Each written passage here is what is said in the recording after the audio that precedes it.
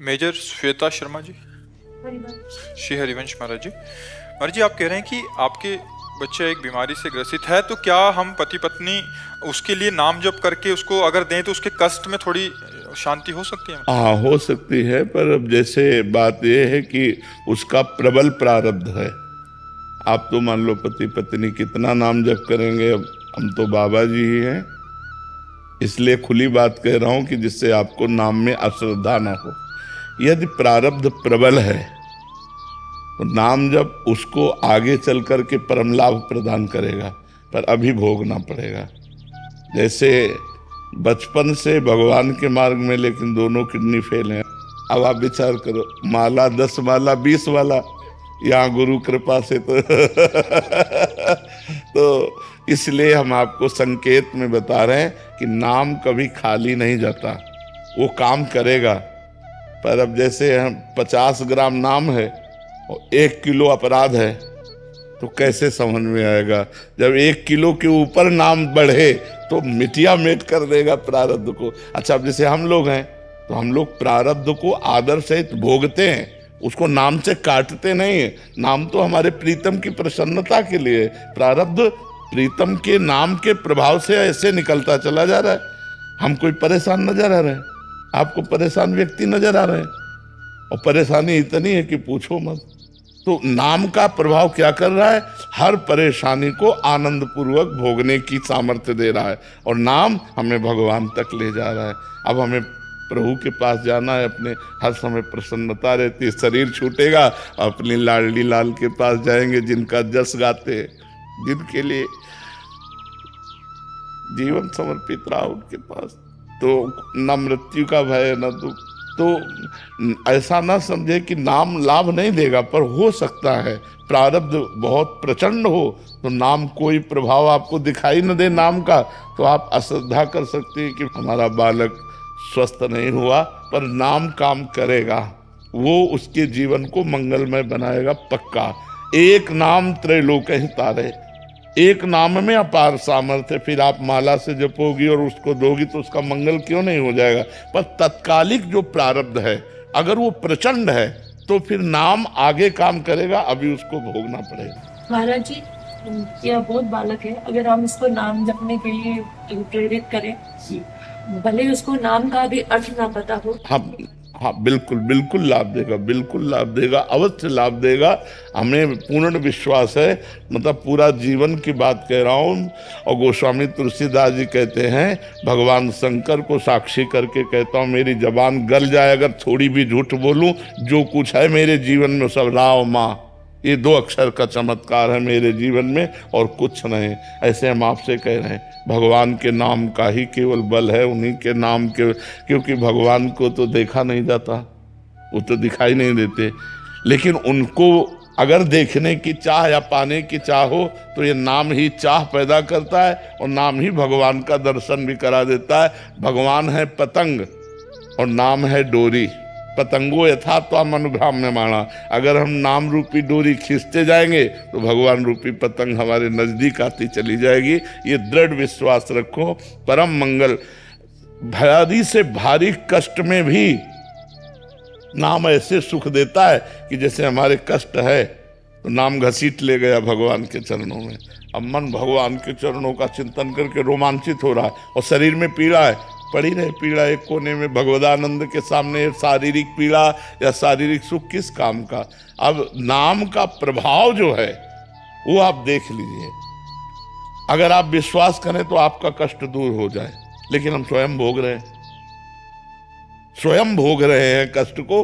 और नाम में इतनी सामर्थ्य कि सैकड़ों की किडनी 1 मिनट में ठीक कर दे, क्योंकि वो कर्तुम अकर्तुम अन्यथा कर्तुम परमात्मा जिस नाम के अधीन है, वो नाम हमारे हृदय में चल रहा है। बस यही, या रहस्य रघुनाथ कर बेग न जाने कोई, और जो जाने रघुपति कृपा तो सपने मोह न हो। ये भगवान की कृपा से खूब नाम जप कीजिए।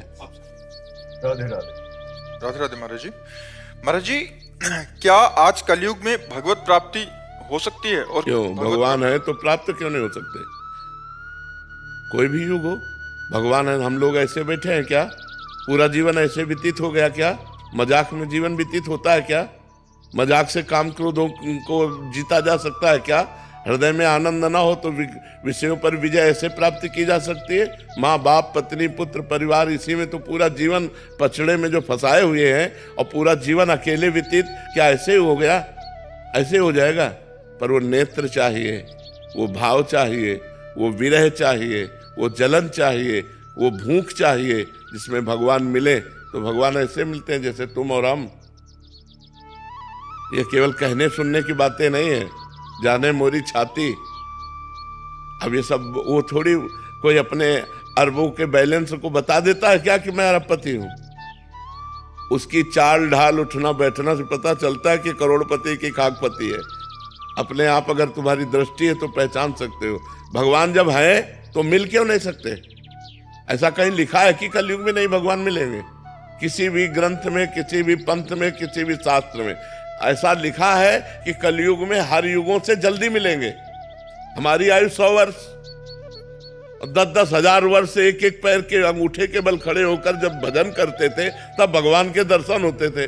हमारी तो आयु ही 100 वर्ष है और वहां तो 10-10 हजार वर्ष तक तपस्या करते थे, तो हम तो बहुत जल्दी भगवान को प्राप्त कर लेते। जो 10,000 वर्ष तपस्या करने का फल मिलता था, कलयुग में 24 घंटे नाम कीर्तन करने से मिल जाएगा।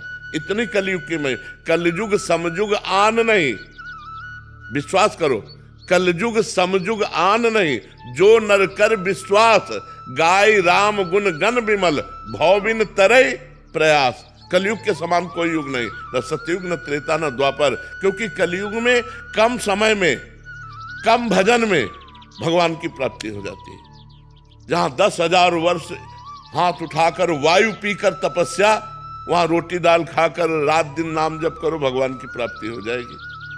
बिना भगवान की प्राप्ति के जो संत महात्मा जन है, जो सतमार्ग के पथिक है, वो ऐसे जी रहे हैं क्या? ऐसे 1 मिनट आप नहीं रहना चाहोगे? 1 मिनट आपको एक कमरे में रख दे और बढ़िया से बढ़िया आपका भोजन देंगे, एसी रूम होगा, लेकिन मिलने किसी से नहीं देंगे, न मोबाइल, न टीवी, न किसी से मिलने, तो आप कहोगे हम नहीं जी सकते। भगवान के बिना एकांत नहीं सह सकते आप। एकांत सबसे बड़ी सजा है, और अगर भगवान से चित्त जुड़ा है तो एकांत सबसे बड़ा आनंद है। समाज से एकांत की तरफ मन भागता है जिसका मन भगवान से जुड़ने लगता है। तो आप सोचो, आप लोगों ने पूरा जीवन व्यतीत किया, कैसे ऐसा हो सकता है कि भगवान ने मिले हम चैन से मुस्कुरा रहे हैं? भगवान के बिना हमारा जीवन ही नहीं है। भगवान की कैसे तुम्हें बताए, एक बार भगवत प्राप्ति, अब तुम्हें कैसे बताए? सब बातें बताने की थोड़ी है। महाराज जी, इसमें एक प्रश्न था। महाराज जी, आप काफी बार हम सत्संग में सुना है कि आप कहते हैं कि हम सच में, हमारा स्वभाव ऐसा था कि हम माइक से बोल देते। हाँ, अगर भगवान का अनुभव ना होता ना, परमानंद की बात, तो हम माइक से बोल देते कि हमारा स्वभाव ऐसा जिद्दी। लेकिन हम यही कहते हैं, कमी हमारी और कृपा उनकी, कमी हमारी और कृपा भगवान की। स्वभाव में हम बता रहे हैं। अच्छा, ऐसा स्वभाव ना होना तो 500 साधु हैं और सब 20 से लेकर के 35-40 तक के हैं और सब ग्रेजुएट है, पढ़े लिखे। ऐसे नहीं मर्यादा चल रही, ऐसे नहीं चलती, ऐसे नहीं। आंख में दम नहीं, तुम्हारी बाजुओं में दम नहीं तो फिर शासन नहीं चलता। चाहे वो घर का शासन हो, चाहे वो राज्य का शासन हो, चाहे वो राष्ट्र का शासन हो। शासन तभी चलता है जब छाती में दम हो, नहीं तो ऐसे नहीं चलता है। ऐसे थोड़ी अभी चले। तो समाज का आज का क्या है कि ऐसा भयभीत होता जा रहा है, माता पिता परिवार सब ऐसे, और माता पिता के आचरण इतने गंदे हैं कि बच्चे खुद देख रहे हैं। कल ही प्रश्न हुआ तो ऐसे जवान बच्चा और कह रहा था मेरी माँ किसी से गलत संबंध करती हूँ, मैं जानता हूँ, अब मैं क्या करूँ। अब बोलो, वो माता पिता के लिए जब ऐसा देख रहा है आचरण, तो बच्चे कैसे गंदे होंगे। हम खुद अपने मन पर शासन नहीं कर सकते, हम खुद अपनी इंद्रियों पर शासन नहीं कर सकते, माता पिता बच्चों पर शासन नहीं कर सकते। समाज में शासन व्यवस्था भंग होती चली जा रही, उसी के कारण ये सब दुर्दशाएं फैल रही।